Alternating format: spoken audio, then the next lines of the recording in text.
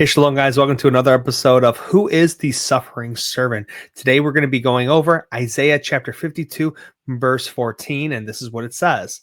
Just as many were appalled at you, my people, so his appearance was married beyond that of a man, and his form beyond the sons of mankind.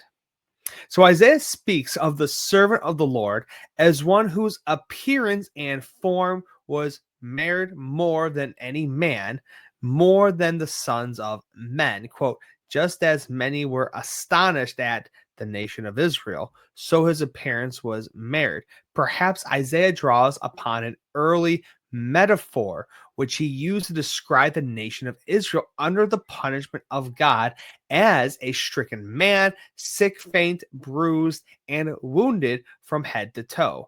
This is from Isaiah chapter 1, verse 5 and 6, and it says this: where will you be stricken again as you continue in your rebellion? The whole head is sick and the whole heart is faint. From the sole of the foot even to the head, there is nothing sound in it, only bruises, welts, and raw wounds, not pressed out or bandaged, nor softened with oil. Now, the nations were astonished at the bruising Israel endured, as it says in the Torah, quote, when they see the plagues of the land and the diseases with which the Lord, Yod-Heh-Vav-Heh, has afflicted it, all the nations will say, why has the Lord done thus to this land? Why this great outburst of anger? And that comes from Deuteronomy chapter 29, verse 22 through 24.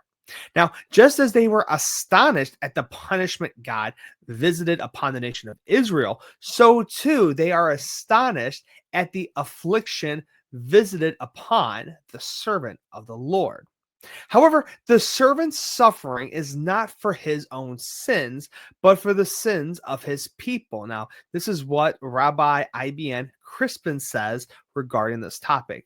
He says, so great will his grief and pain endured, thus on our behalf, that those who see him will despise him, thinking that in consequence of his many deficiencies and sins, God brought all those chastisements upon him, and they will count him as nothing, not perceiving the great perfection that is in him, who will be our compassionate Father to have compassion on us, even more than Moses our master, and in the multitude of his compassion for us will draw to himself all those sicknesses and chastisements.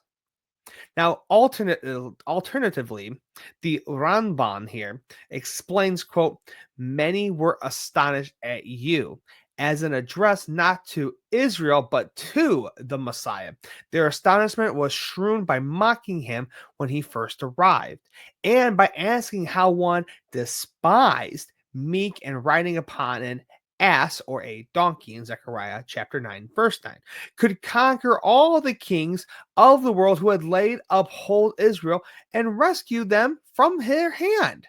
Now, the marred form and appearance of the Messiah seems to underline the Christology here in Philippians chapter 2. Note the lexical allusions to Isaiah 52:13 through 14. Now, this is what Philippians chapter 2, verse 7 through 9 says. Now, let's watch and see the comparisons. Quote, but emptied himself, taking the form of a bondservant, and being made in the likeness of men. Being found in appearance as a man, he humbled himself by becoming obedient to the point of death, even death on a cross. For this reason also, God highly exalted him. Now, that right there is the conclusion where Paul, when he's writing Philippians, he does that. He's showing the comparison. Just as Isaiah called it out to be the Messiah, Paul also does that same thing as he's writing his book to the Philippians. I hope you enjoy this. Please like, share, comment. Tell me what you think down below, and I will see you guys on the next one. Shalom.